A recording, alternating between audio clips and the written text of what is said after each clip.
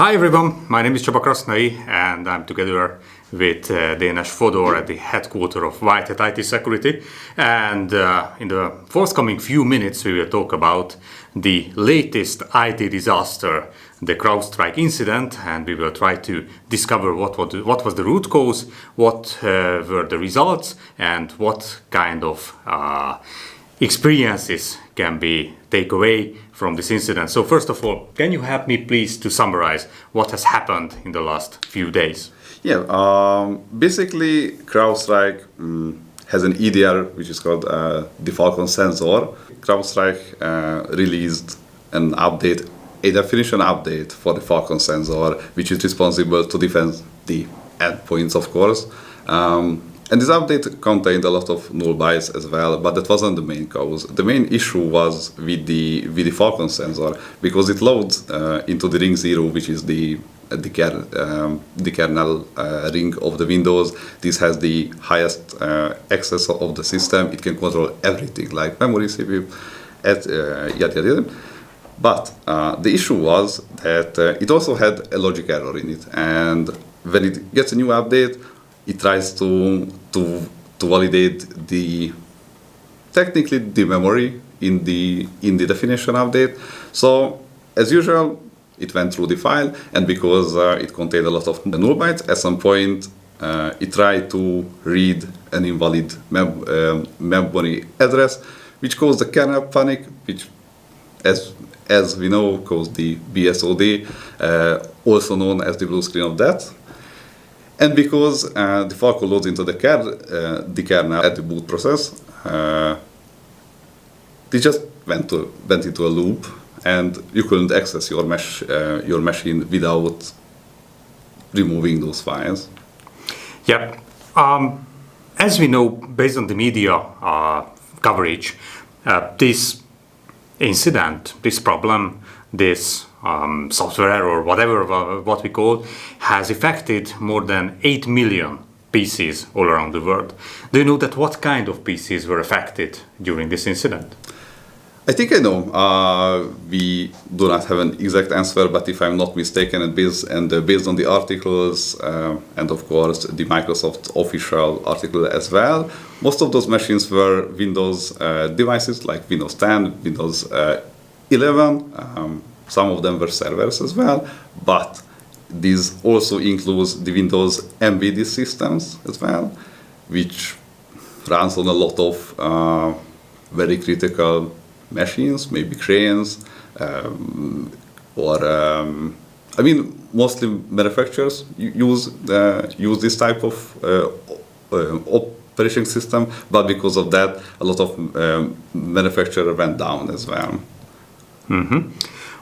You mentioned the embedded systems, yes. and maybe that was the root cause of this whole problem, because CrowdStrike is one of the major security vendors, cybersecurity vendors nowadays, and they have a very deep impact, mainly in the United States business and the European Union's business. And the major problems what we could see is that most the US-based companies mostly using US-based softwares. Therefore, the major problems had happened in the United States, and of course the effect of that was also affected the European companies. But that was not a cyber attack. That was a software problem. And what can we learn from this problem? How could we avoid that kind of problems? Because we are sitting in an IT security company and you are working with incident management, but that was not an incident. That was not a cybersecurity incident. So how can a company, what is your advice? How can a company manage that kind of incidents? Oh yeah, it's hard to answer because, as you mentioned, it was an ICT issue and not a security issue. For first, of course, the companies should have strict security controls in place, like DRP, like disaster recovery plan, the business continuity plan.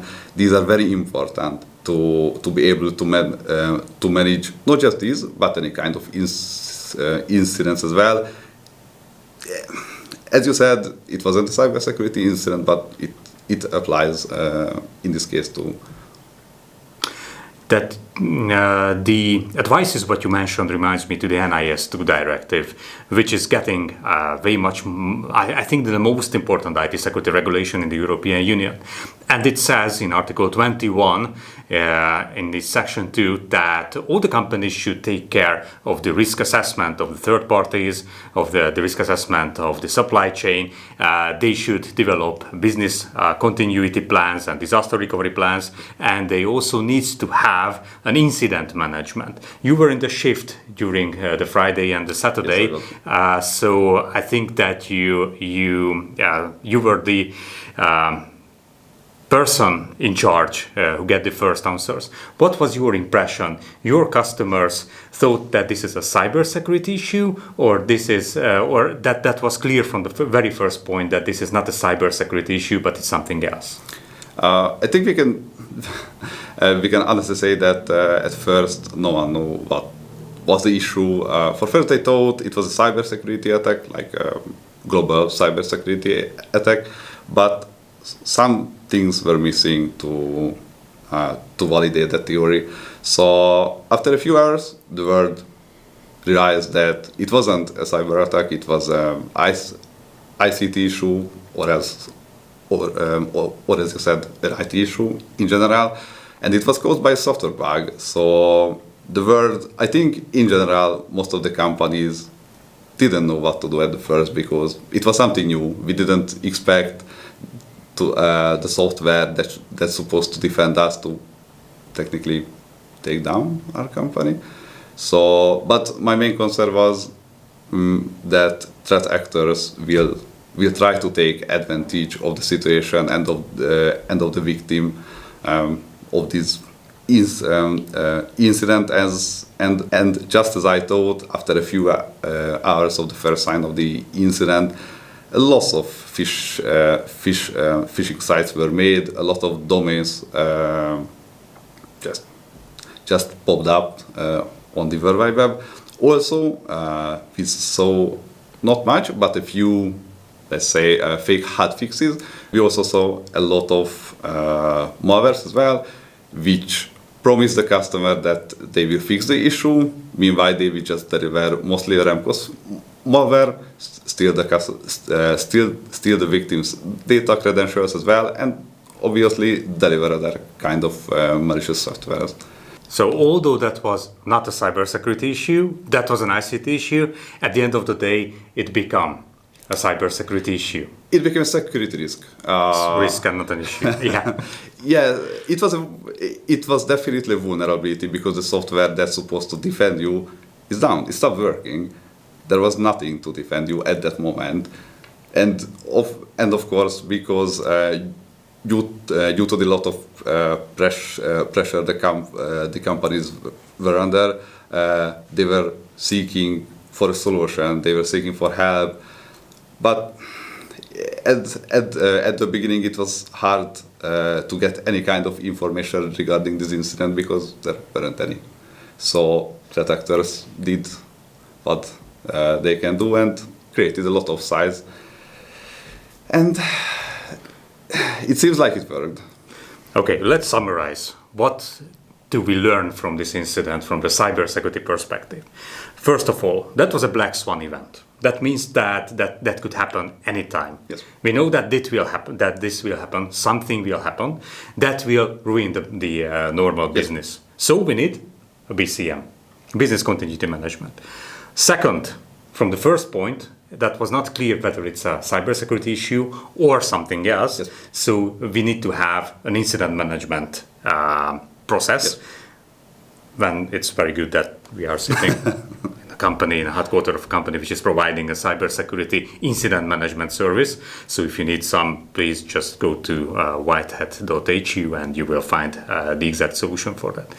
And third, never trust in the third parties, never trust in the software vendors, never trust in the service providers, because they might not just have such issues, I would say, but they can cause also, for example, some malicious activities. So that is the third cybersecurity thing.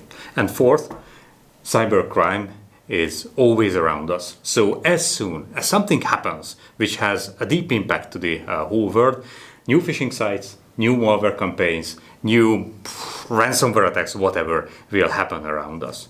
So I think that in such case, which was not a cybersecurity incident, but as you mentioned, an ICT incident, we should always keep in mind that the cybersecurity will also an essential part of managing that kind of situation.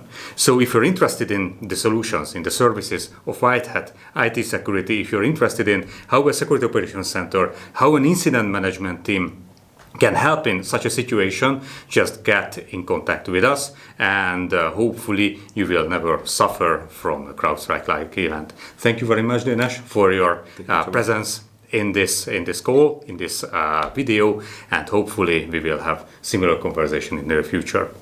Bye.